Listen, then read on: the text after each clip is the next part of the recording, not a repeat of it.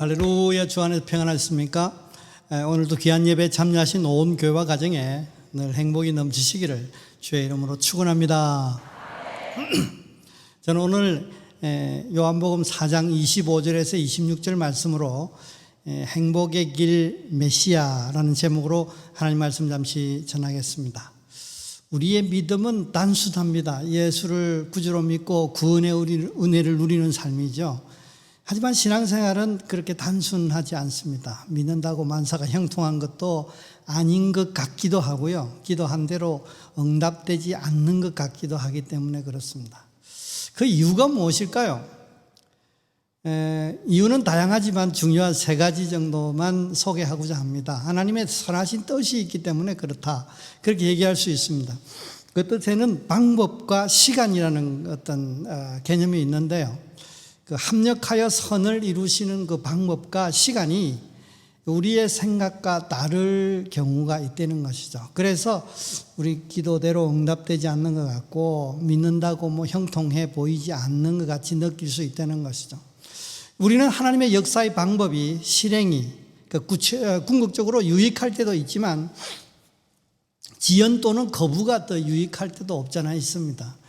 그것을 우리가 모를 따름이죠. 지금 당장은 또는 그 이전에 미리 좀 예비하셔서 우리가 기도할 때 기도하기 전에 이미 역사하시면 좋겠다. 그것이 우리의 생각인데요. 그 최선의 때가 지금일 수도 있고 내일일 수도 있고 내세일 수도 있는 것입니다. 두 번째 이유는요, 신앙의 부족 때문에 그렇습니다. 그 신앙 지식이나 수준이 부족한 경우도 있습니다. 본래 그 신앙의 깊이는 무한하리만큼 깊다고 그렇게 볼 수 있죠. 우리가 예수를 믿고 하나님의 인도를 따라서 신앙생활을 한다, 아주 단순하게 얘기할 수 있지만 하나님께서 개인에게 적용하고 요구하시는 그 영적 수준이 있어요. 다 달라요. 그래서 좀 복잡합니다. 그래서 중심을 보시는 하나님의 마음에 미치지 못하는 경우가 있을 수 있고요. 그때는 하나님께 잠시 은혜와 축복과 역사를 멈추시고 우리의 신앙을 성숙시키고 그 은혜와 축복을 받아서 간직할 수 있을 만한 은혜를 먼저 베푸시고 우리에게 그런 응답의 역사를 베푸실 수 있는 것이죠. 부족하면 또 약하면 연단해서 인내케 하심도 있다는 것입니다.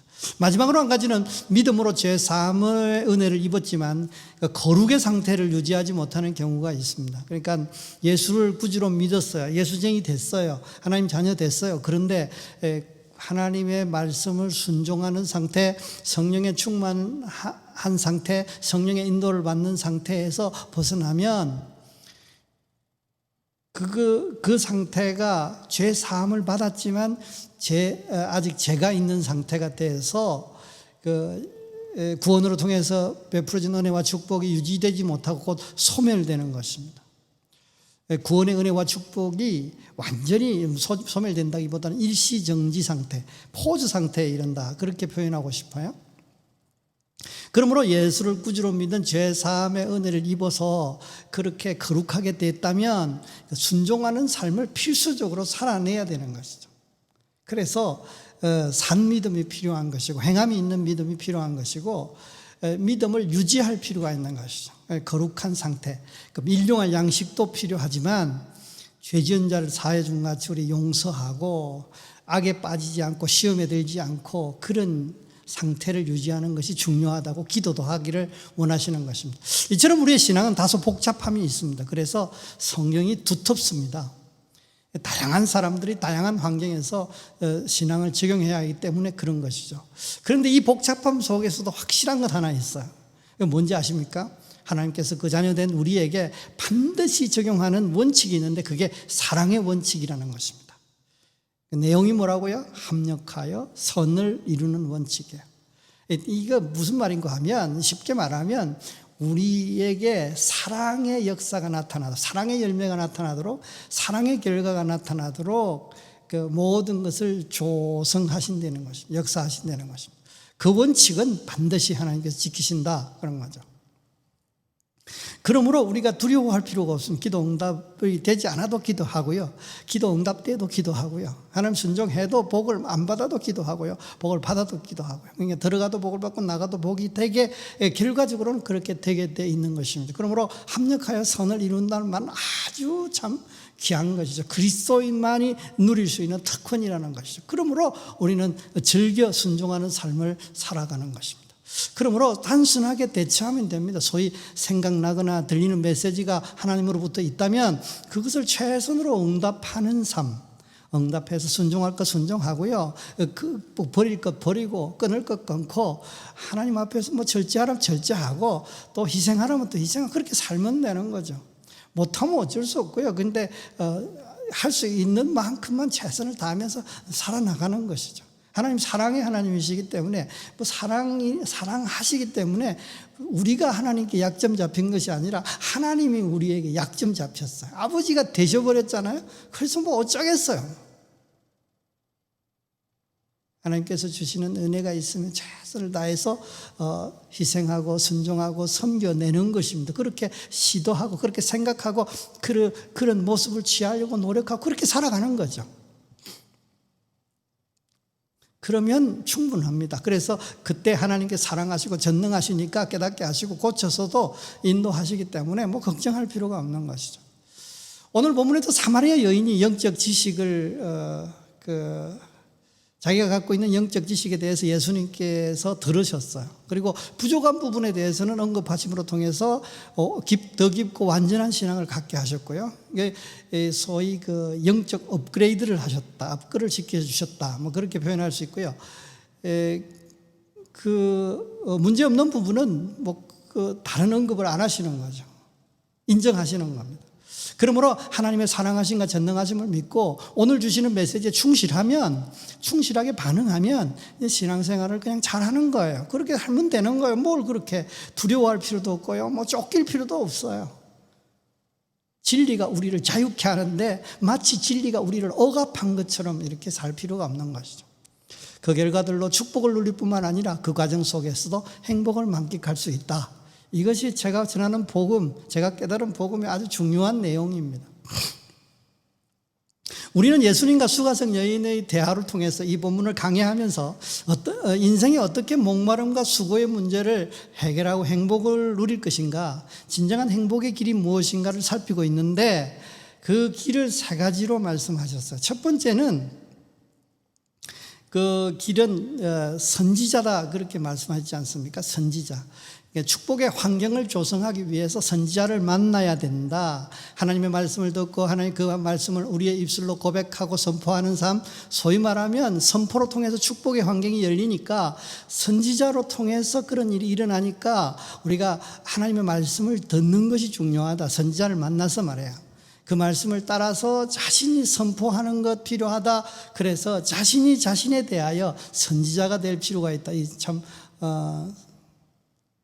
생뚱맞은 그 표현입니다만 하나님 말씀을 내가 받고 그 말씀을 내 상황에 맞게 내가 하나님 앞에서 고백하고 선포하는 것, 기도 중에 일상생활 중에 되뇌이면서 그렇게 말하는 것, 이것을 제가 자신이 자신에 대해서 선지자가 되는 것이다 그렇게 본 것입니다. 두 번째는 진정한 행복의 길은 뭐냐? 예배라고 말씀하셨어요. 그래서 예배는 찬양과 기도와 말씀으로 하나님을 높이고 하나님과 만남으로 교제하는 것이다, 교제하는 행위다. 그런데 하나님께서 예배를 언제든지 예배를 드릴 수 있게 하기 위해서 창소의 규제를 이렇게 허무신 것이죠. 대신 신령과 진정으로 예배할 필요가 있다. 예배는 영적 종합 비타민이다. 예배를 통해서 내면 세계의 질서가 유지되고 성령 충만을 유지하고 감격하는 그런 상태로 통해서 은혜와 축복을 유지하게 만든다. 그런 얘기를 했어요. 마지막으로 이 세 번째 진정한 행복의 길은 메시아라고 말씀하신데 오늘 이 설교의 내용입니다. 축복의 누림을 시작하기 위하여 메시아를 만나야 된다. 이게 결정적인 한 방은 메시아를 만나야 돼. 메시아가 누굽니까? 예수 그리스도시지 않습니까? 그래서 인생은 메시아이신 예수 그리스도를 만남으로 통해서 행복을 누릴 수 있다는 것이죠. 오늘 본문을 통해서 그러면 메시아가 어떤 분이시길래 만나면 행복을 누릴 수 있는 것인가? 그리고 메시아의 만남 중에 점검해야 될 중요한 사항이 무엇인가를 나누어 은혜를 받으려고 합니다. 오늘 말씀으로 통해서 메시아를 만나시고 메시아와 교제하심으로 통해서 행복을 만끽하시는 여러분 되시기를 주의 이름으로 축원합니다. 실제로 우리가 만남으로 행복을 누릴 메시아는 그리스도라 하는 메시아입니다. 이 말은 다른 말로 말하면 죄 사함의 제물로 세워진 메시아를 만남으로 우리가 행복을 누릴 수 있다는 것이죠. 요한복음 4장 25절 상반절에 보면 여자가 이르되 메시아고 그리스도한 이가 오실 줄을 내가 아노니 그랬어요. 메시아고 그리스도라 하는 그러니까 그리스도라고 불리우는 메시아 이 말이에요. 저는 메시아가 오실 줄 알고 있었어요. 아직 오시지 않았다고 기다리고 있는 상태죠. 그는 그리스도라 불리우시는 분이시다. 이 그리스도라는 말은 기름 부음을 받은 자다 이 말이죠. 그리스도라는 말은 기름을 붓는다는 의미의 말이기 때문에 이 메시아라는 말은 그리스도라 불리우는 메시아라는 말은 기름 부음을 받은 메시아라 이 말이죠. 기름 부음의 의미가 무엇일까요? 그것은 기름 부음은 첫째로 세움의 의미가 있어요. 그러니까 이렇게 임명한다 그럴까요? 뭐 하여튼 사람을 세우는 걸 어떤 직책을 위해서 거룩하게 구별하여 세울 때 이 기름을 부었다는 것입니다. 출애굽기 28장 41절 말씀에 너는 그것으로 내 형 아론과 그와 함께한 그의 아들들에게 입히고 그들에게 기름을 부어 위임하고 거룩하게 하여 그의 제사장 직분을 내게 행하게 할지며 그랬습니다. 그러니까 제사장을 세울 때에 기름을 부었다 이 말이에요.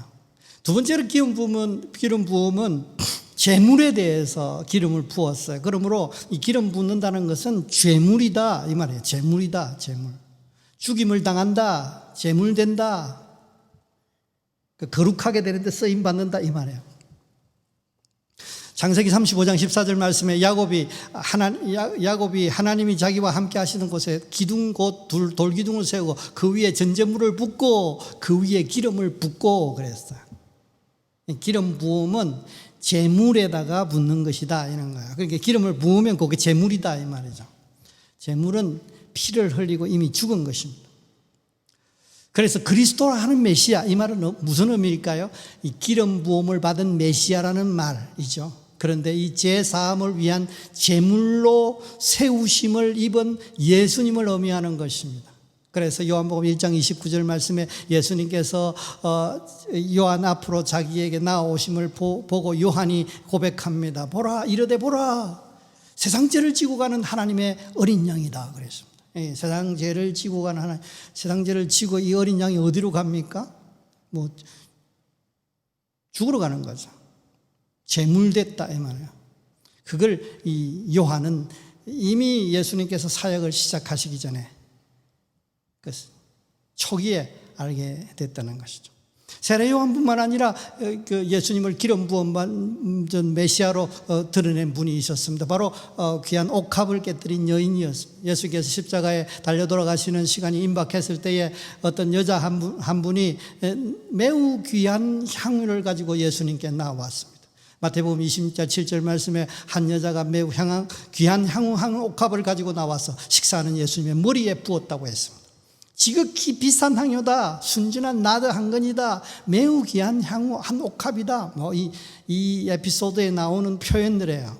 시가가 300데나리온 이상 간다. 10개월의 임금에 해당하는 것이죠. 요새 말로 말하면 적게 잡아도 3천만 원에 육박하는 요한복음 12장 근처에 보면 이런 표현들을 우리가 볼 수 있습니다. 합리적인 제자들은 이 허비라는 그런 인식을 했어요. 그래서 아주 붕괴했습니다. 팔아 가난한 사람들을 돕지. 그 금을 쏟아붓다니, 예수님 발에다가 쏟아붓다니, 예수님 한 분 몸에다가 쏟아붓다니 잘못했다. 예수님도 그렇게 우리가 아는 이 선생님 예수님도 충분히 그렇게 말씀하실 것이다. 그렇게 생각한 거죠. 그런데요, 예수님의 반응은 아주 의외였습니다. 내게 좋은 일을 했다, 나쁘지 않고 잘못한 게 아니다, 잘했다, 그렇게 평가를 하는 거죠.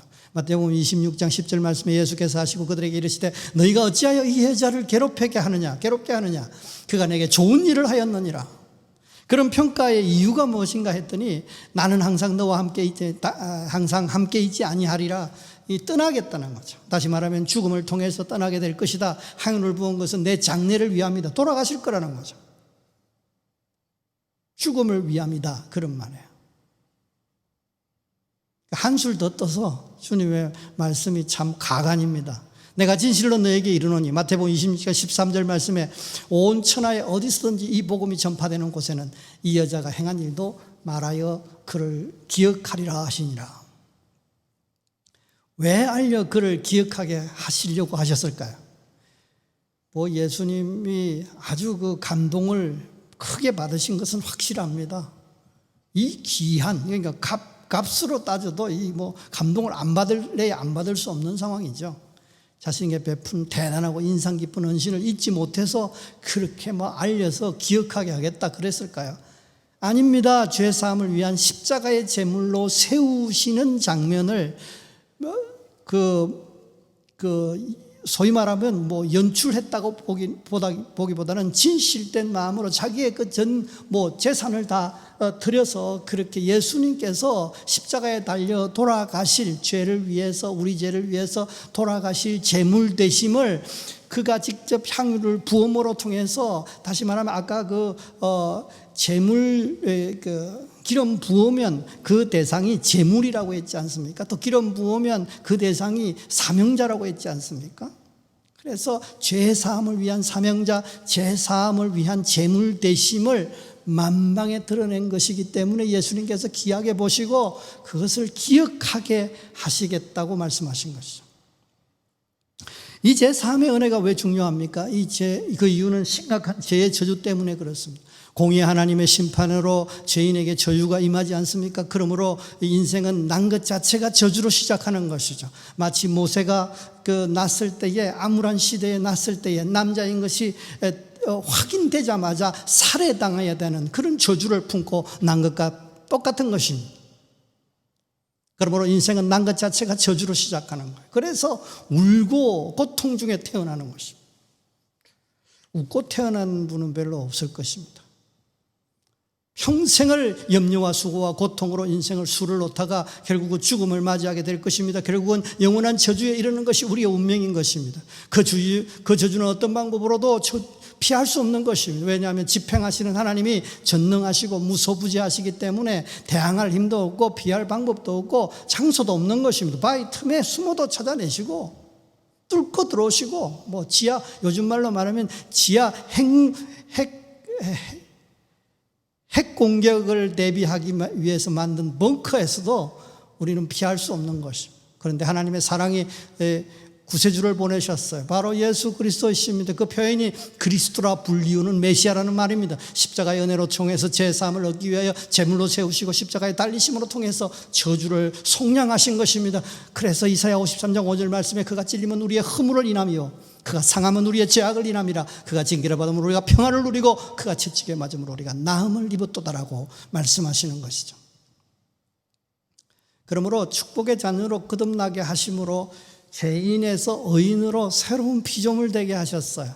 그래서 예수 그리스도를 믿는 우리는 들어가도 복을 받고 나가도 복을 받고 네가 선 땅이 거룩한 땅이 되는 거예요. 왜냐하면 하나님께서 선한 목자가 되셔서 푸른 초장 실만한 물가에 도달하게 되어 있는 것입니다. 상을 차려주시고요. 그 역사, 그 은혜와 축복이 영원을 넘어서 평생을 넘어서 영원히 지속되게 하신다는 것이 시편 23편의 완벽한 인도의 얘기입니다. 그런데 우리의 삶을 보면 꼭 그렇지 않은 것 같을 때가 많습니다. 일이 잘 안 풀리면 죄의 저주가 아직 가시지 않았는가? 예수 믿어도 죄의 저주가 사라지진 않는구나. 죄의 저주의 그림자가 아직도 나의 삶의 현장에 드리우고 있구나. 그런 생각을 할 수 있어요. 그런데 그것은 영적인 최악의 착각입니다.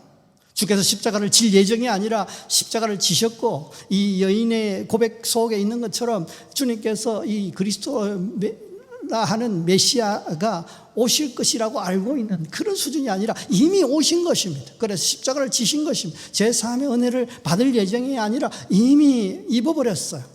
그러므로 우리 앞에 은혜와 축복이 불법이 아니라 저주의 그림자가 불법인 것입니다. 착각인 것입니다. 여러분, 상황을 부정하라는 말이 아니면 상황 그대로 인식하되 고난과 인내의 시간이 잠시임을 우리가 기억할 필요가 있어요. 생각할 필요가 있어요.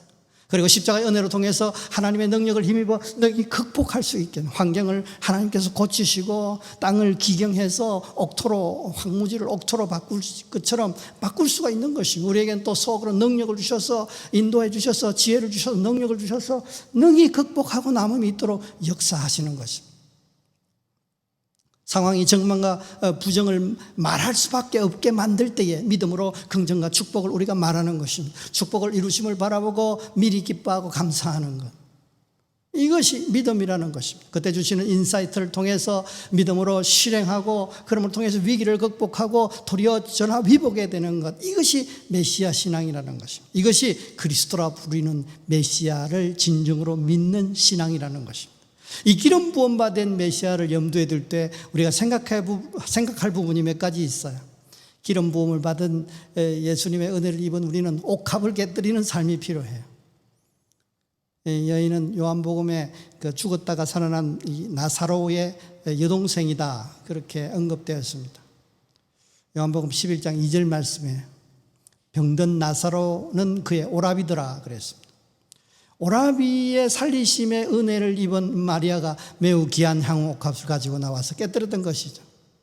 은혜를 입은 우리도 누군가의 죄사함의 은혜를 위하여 기름 부음으로 예수님의 제물 되심을 드러낼 필요가 있는 것입니다. 다시 말하면 예수님이 메시아라는 것을 우리의 귀한 향후 옥합을 깨뜨림으로 통해서 예수님께서 기름 부으신 제물 되시고 그 예수님이 우리의 죄를 사하신 분이시고 당신의 죄도 사하신 분이시고 그래서 죄의 저주에서 자유를 얻고 은혜와 축복을 회복할 수 있는 분이라는 것을 드러낼 필요가 있는 것입니다.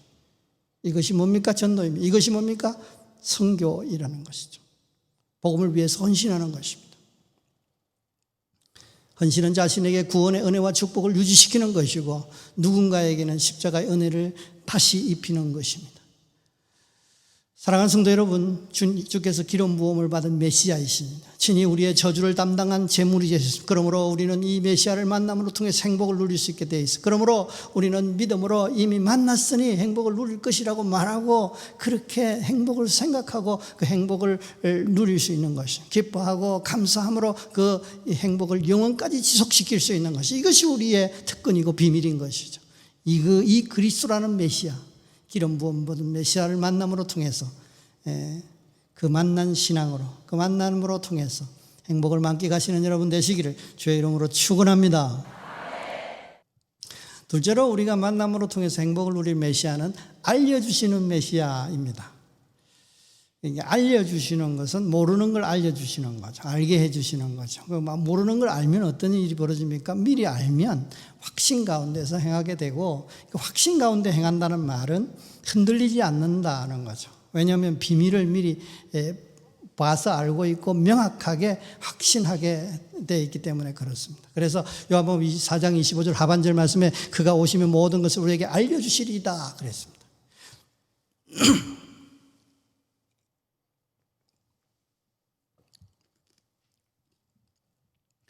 주께서 오심으로 애매했던 것들을 확실하게 알도록 해주신다는 의미인 것이죠. 그래서 확신에 거해서 흔들리지 않게 하시는 거예요. 우리가 신앙생활을 하다 보면 힘든 것이 있습니다.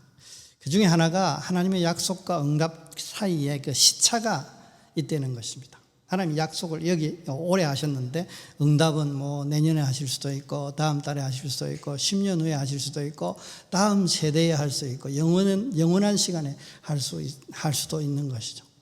히브리서 11장 1절 말씀에 그 믿음은 바라는 것들의 실상이요 보지 못하는 것들의 증거다 그랬는데, 선진들이 이로써 증거를 얻었다, 선진들이 이로써 좋은 평판을 얻었다, 뭐 그런 말씀이 있지 않습니까? 그런데 약속을 받고 믿음을 가지고 기도하고 행한 시간과 실제 그 기도가 응답되고 성취되는 시간과의 차이가 생긴다는 것이죠. 참 견디기 힘듭니다. 이때 영적인 흔들림과 함께 영적 모순도 발견하게 되는 것이죠. 이미 오셔서 십자가를 지신 예수님을 믿고 살면서 주님의 역사를 기다리면서 낙심하는 모습이죠. 오심을 기다리며 흔들리는 모습과 같습니다. 확신이 필요한 이유는 이 흔들리는 신앙은 문제가 있기 때문에 그렇습니다. 믿음에 확신이 없을 때 믿음의 역사를 경험하기 힘듭니다. 왜냐하면 확신이 없는 믿음은 믿음이 아닐 수 있기 때문에 그래요. 죽은 믿음, 하나님 보실 때. 그래서 확신이 필요해요. 이 믿음은 이 영적 시차를 믿음으로 인내하면서 그 과정 속에서 즐기면서 인내할 수 있다는 거죠. 믿음의 조상이라고 불리는 아브라함의 믿음의 인내가 다음 구절에 묘사되어 있지 않습니까? 로마서 4장 19절 말씀, 그러니까 백세나 돼 자기 몸이 죽은 것 같은가 사라의 태에 죽은 것 같음을 알고도 믿음이 약하여지지 아니하고 믿음이 없어 약속을 의심치 않고 믿음으로 견고하여져서 하나님께 영광을 돌리고 약속하신 것을 능히 이루실 줄을 확신했는데 그걸 하나님께서는 그것을 의로 여겼다, 그런 말씀이 있어. 22절까지 쭉 나와 있죠. 그러니까 사라가 경수가 끊어져서 아이를 임신을 할 수 없는 게 확인됐어요.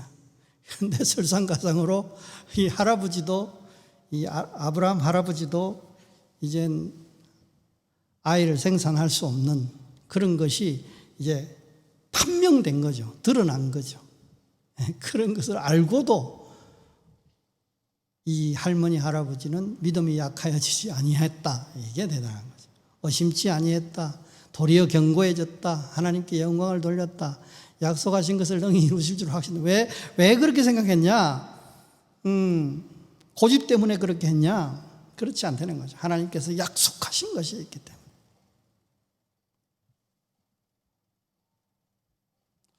참 쉽지 않은 모습입니다. 안달을 부리기도 하고 앙칼을 부리기도 하고 짜증을 내기도 하고 하나님 앞에 배째라고 협박하기도 하고 다 제가 해본 거예요. 저만 그렇습니까? 여러분의 모습일 수도 있어요. 좀 거스리는 모습도 없잖아 있지만 사랑하시는 주께서 이해하시고 또 수용해 주시고 배려해 주시고 그렇게 해서 지금까지 산 것 아닙니까? 하지만 시간이 흘러가면서 깊어질수록 더 큰 확신을 가질 수 있는 것은 예수 십자가의 은혜가 이미 우리에게 주어졌기 때문에 그랬어요. 약속을 실상과 증거로 인식할 수 있는 능력과 명분을 충분히 주셨습니다.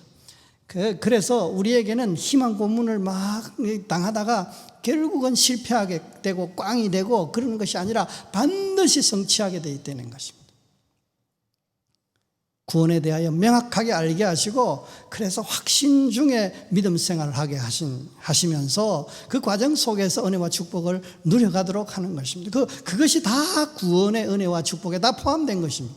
내세에서 천국만 얻기 위해서 구원의 은혜와 축복이 존재한다, 그렇지는 않는 것이죠. 에베소서 3장 12절 말씀에 우리가 그 안에서 그의 믿음으로 말미암아 담대함과 확신을 가지고 하나님께 나아감을 얻느니라 그랬습니다. 확신을 가지고. 아브라함이 이삭을 주신다는 약속을 받은 후에 중요한 일과가 하나 생겼습니다. 제가 아브라함을 만나봤거든요. 만나서 인터뷰를 해봤어요. 그것은 아내가 그 배가 불러오는지를 검사하는 것입니다. 매일 쳐다보고 매일 만져보고 검사하는 것으로 일과를 마무리하는 것이죠. 그걸 안 하면 하루를 마무리를 못하는 겁니다. 75세 때 약속을 받았지 않습니까? 그러기를 시작했는데 1년을 한결같이 그렇게 살펴보았어요.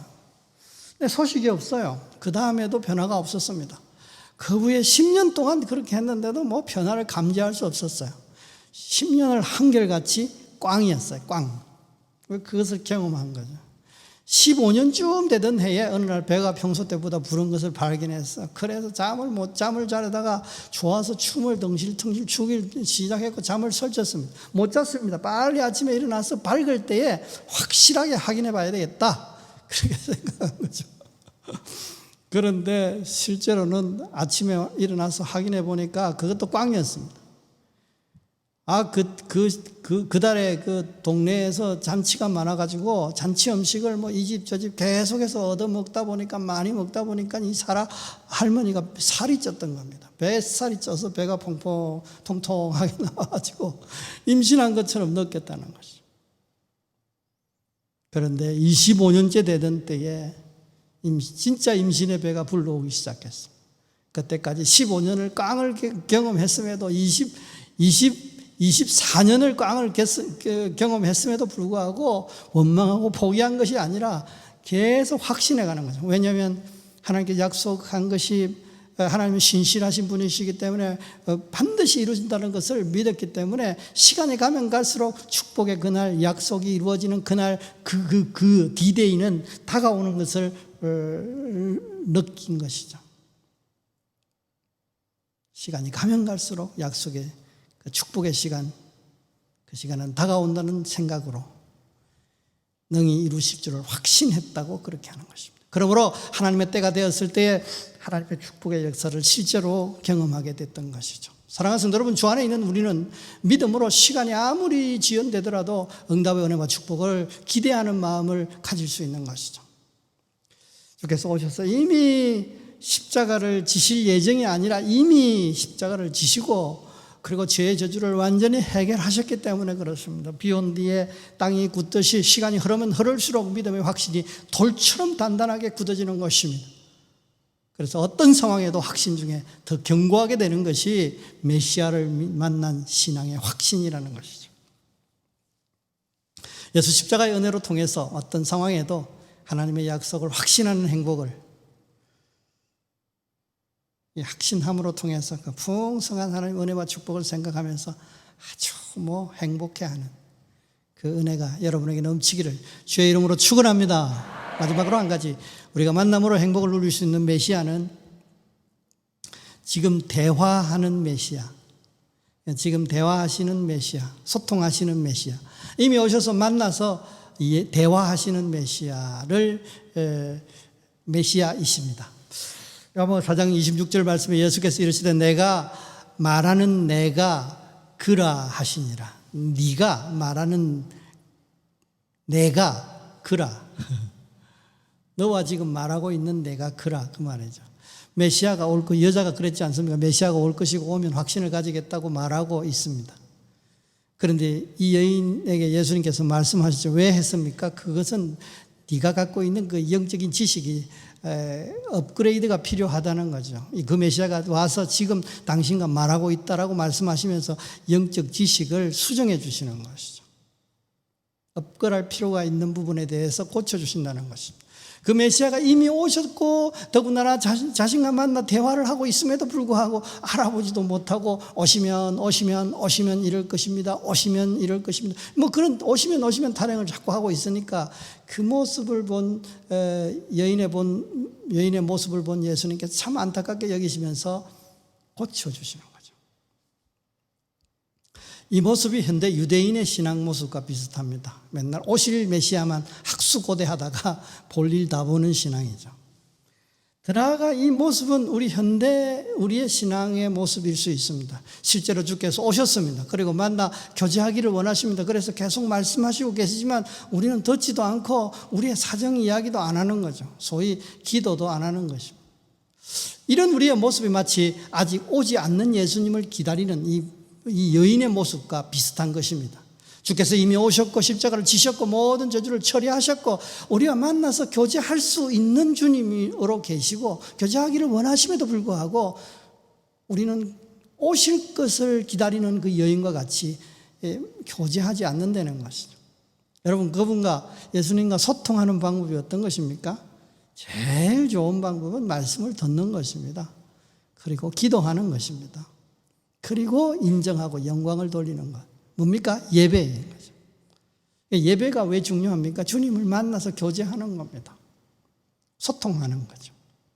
그때 함께 하여 주신다고 하시고 함께 있다고 하시고 또 지혜도 부어주시고 인사이트도 주시고 미르도 주시고 예비도 해주시고 인도도 해주시고 축복도 해주시고 위로도 해주시고 그러는 거죠. 믿음의 선진 중 그 소통의 대가 한 분을 소개하려고 합니다. 이분은 바로 다윗 형님이신데, 이 다윗은 항상 내 앞에 계신 주님을 뵙고 살았다, 그렇게 표현하고 있지 않습니까? 우편에 계셔서, 자기 우편에 계셔서 능력의 손으로 요동치 않게 붙잡아 주신다, 이래요. 아이고, 대단한 사람이에요. 사도행전 2장 25절 말씀에 다윗이 그를 가리켜 이르되 내가 항상 내 앞에 계신 주를 배웠으며, 내 앞에 계신 주님을 항상 보고 살았다는 거죠. 뵙고 살았다는 거죠. 그리고 나를 요동치 않게 하시기 위해서 그가 내 우편에 계시도다, 그러죠. 붙잡아 주시는 거죠, 능력으로. 주님도 인격이십니다, 여러분. 그래서 우리와 대화하고 싶은 거죠. 그러니까 인격의 특징을 제가 연구를 해봤는데요. 예수님의 그 시험 부분도 참고로 하고, 하나님께서 인간을 세상을 창조하실 때에 하는 모습도 좀 참조를 하고, 그래서 그 연구를 해보니까 말하고 싶어 하는 거죠. 인격은 첫째로 말하고 싶고요. 둘째는 자랑하고 싶어요. 그러니까 보여주고 싶은 거죠. 셋째는 그 자랑을 하고 그걸 하고 싶은 거죠. 그 찬사를 받고 싶은 거죠. 그 좋은 리액션을 받고 싶은 거죠. 이게 인격이 특징인데, 주님도 인격이 있어요. 우리와 대화하고 싶어 하는 거예요. 우리의 얘기도 듣고 싶고 우리에게도 말씀도 하고 싶고 그런 거죠. 또 한 가지는 하나님께서, 또 주님께서 우리에게 이 자랑을 하고 싶은 거죠. 넋두리도 하고 싶고, 우리 역시도 우리가 하나님께 자랑을 하고 넋두리도 가능하다는 겁니다. 그런데 하나님이 우리에게 자랑하고 싶다, 이런 말도 참 생소하지 않습니까? 평생에 한번 들어볼까 말까 한 그런 표현일 겁니다. 왜냐하면 저도 오랫동안 이 업계 일을 하면서 저도 처음 말하는 거예요. 그런데 어떤 측면에서 보면 성경의 아주 많은 부분이 하나님의 자랑이에요. 내가 말이야, 이 모세에게 이렇게 했더니 모세가 이렇게 복을 받았어, 이렇게 쓰임 받았잖아, 이런 얘기를 하시는 것 같아요. 아브라함을 내가 이렇게 은혜를 베풀었잖아, 알아? 내가 너를 사랑해서, 세상 사람들을 사랑해서 예수를 보내서 십자가를 지게 했잖아. 어마어마한 은혜지 않느냐? 어마어마한 사랑이지 않느냐? 자랑하는 거죠. 근데 그 자랑을 우리가 자랑은 듣기 싫어해요. 인격은 자랑을 듣기 싫어해요. 자랑은 하고 싶은데 상대가 자랑하면 듣기 싫어요. 그래서 우리도 자랑을 안 듣고 그러는 건 좋지 않은 거예요. 자랑을 하시면 자랑을 받아주고, 자랑에 대해서 박수를 쳐주고, 잘했다고 고맙다고 말해주고, 찬사를 보내주고, 이거 필요한 것이죠. 아쉬움도 주고받고 싶어 하는 것입니다. 그래서 말을 걸어드리고 형편과 사정을 궁금해 하시면서 듣고 싶어 하시는 주님 앞에 우리가 이런 꼬장꼬장 얘기 다 드릴 수 있는 거죠. 하늘에 계신 우리 아버지, 그러지 않습니까? 하늘에 계셔서 다 아시는 거죠. 우리 차원이 다른 세계에 살고 계세요. 그래서 그분에게 별로 숨길 것도 없고요, 부끄러운 것도 없어요. 말 못할 것도 없어요. 우리가 친구들을 만나서 어떤 사람들을 만나서 교제할 때는 이 정보를, 이 말을, 이 내용을 이 사람한테 오픈해야 되는지 안 해야 되는지 아주 고민이 많지 않습니까? 하는 게 좋은지 이게 안 하는 게 좋은지, 또 실수로 해버린 경우도 있고, 실수 안 해서 문제가 생긴 경우도 있고 그렇지 않습니까? 근데 하늘에 계신 우리 아버지에게는 별로 문제가 없어요. 그분이 다 알아서 수용하실 거 수용하시고, 안 들은 걸로 하실 것도 안 들은 걸로 하시고 그런다는 거죠. 숨길 필요도 없고 아주 편한 거예요. 다 아시니까. 더 나아가서 주께서도 우리에게 말씀하시기를 원하십니다. 주님의 자랑이나 속상함, 아무개 집사 말이야, 아무개 집사에게 내가 이런 은혜를 베풀었는데 말이야, 이러면서 속상해하는 것도 있고, 아무개 근사님에게 이런 은혜를 베풀었더니 말이야, 이 근사님이 대단하다, 야, 그래서 내가 기분이 굉장히 좋았다, 이런 얘기도 하고 싶은 거죠. 그때 우리가 들어드리고 좋아요를 꾹꾹 누르고 하나님 최고 이렇게 하는 그런 표현들도 우리가 할 필요가 있는 것이죠. 이게 살아계셔서 내 앞에서 지금 모시고 함께 교제하는 주님을 만나는 모습이라는 것이죠. 꺼리거나 질투할 필요가 없는 것은 우리도 가능하고, 그러니까 아까 말씀드린 그 자랑을 하나님께서 하신다고 합시다. 뭐 아브라함에게, 뭐 다윗에게 뭐 이런 은혜를 줬고, 뭐 이렇게 누구의 얘기를 들을 때 우리가 질투하지 말고 듣기 싫어하지 않을 수 있는 것은 뭡니까?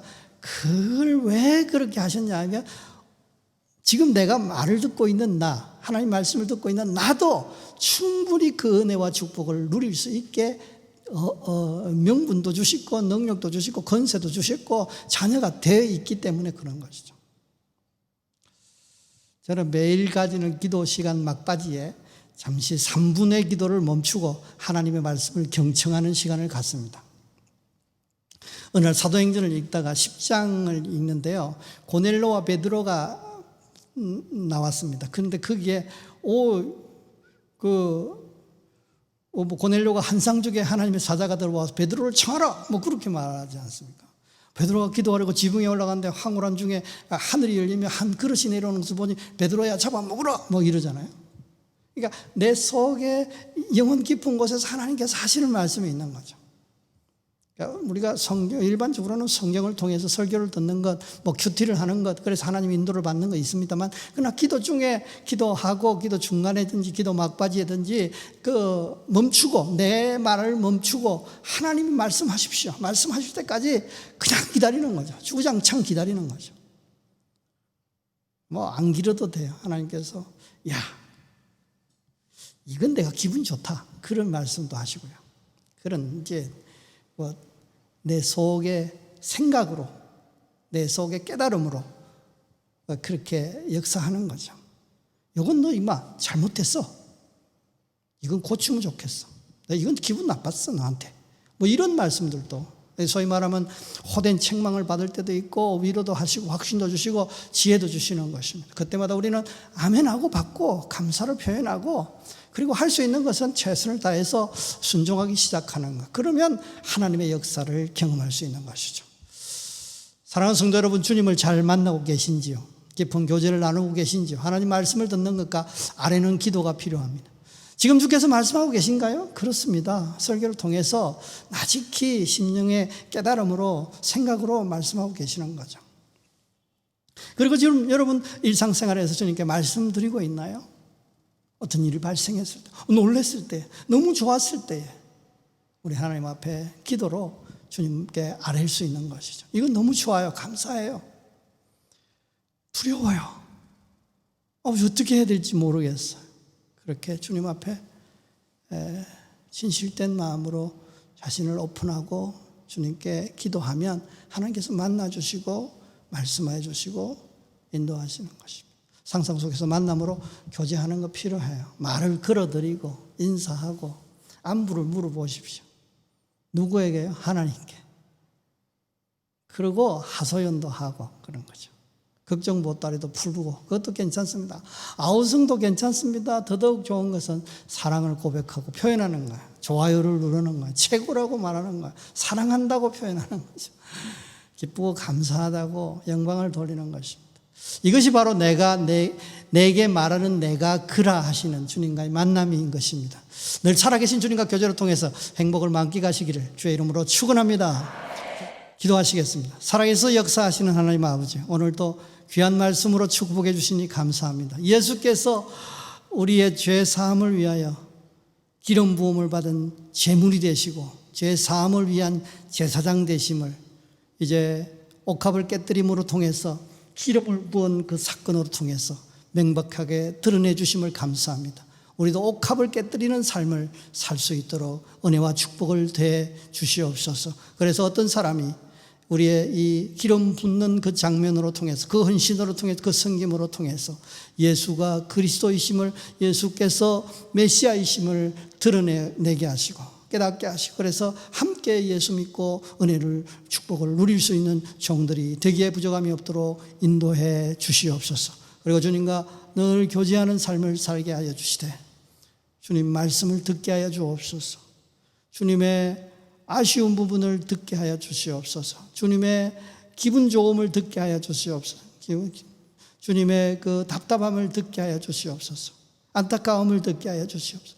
우리도 아쉬울 때 주님 찾고, 우리도 주님 기쁠 때 주님 찾고, 주님 또 어려울 때 주님 찾고, 궁금한 것 있을 때 주님 찾고, 언제든지 다윗처럼 내 옆에 계신, 내 앞에 계신 그 주님을 인식하고 교제하며 살아갈 수 있게 하셔서 확신 가운데 거하기에 부족함이 없도록 역사하여 주시옵소서. 이제는 주 예수 그리스도의 은혜와 하나님 크신 사랑 성령의 역사하심이 오늘도 하나님 말씀을 듣고 주님과 교제하며 또 기름 부음을 받은 메시아임을, 죄 사함을 위한 제물 되심을 인정하며 확신 가운데 거하게 하신 은혜를 입고 승리하기를 원하는, 늘 그 메시아를 만남으로 풍성한 축복을 누리기를 원하는 우리 온 식구들 머리 위에, 가정 위에, 직장 위에, 사업 위에 이제부터 영원토록 함께 있을지어다.